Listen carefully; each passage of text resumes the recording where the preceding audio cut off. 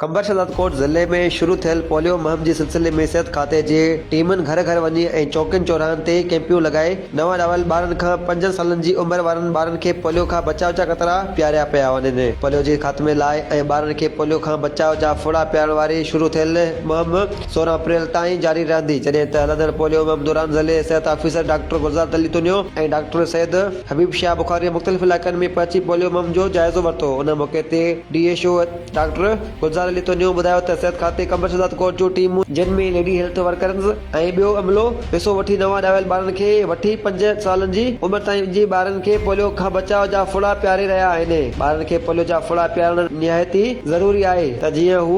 मज़दूरी खां बची सघनि। सिहत खाते जूं टीमूं पोलियो जा फुड़ा पियारण में का बि गफ़लत न कनि ऐं वालिदैन खे गुज़ारिश थी कजे त पंहिंजे गुलनि जहिड़नि ॿारनि खे पोलियो खां बचाव जा फुड़ा ज़रूरी पियारनि ऐं घर घर ईंदड़ सिहत खाते जी टीमुनि सां मुकमल सहकार कनि त जीअं को बि ॿार फुड़ा पीअण खां न रही सघे। होॾां SSP कंबर शहजाद कोट हसन सरदार नियाज़ी जी ख़ासि हिदायतनि ते पुलिस पारां पोलियो टीमुनि खे मुकमल सिक्योरिटी फराहम कई पई वञे। पुलिस एहलकार पोलियो टीमुनि सां गॾिजी संदनि हिफ़ाज़त करे रहिया आहिनि।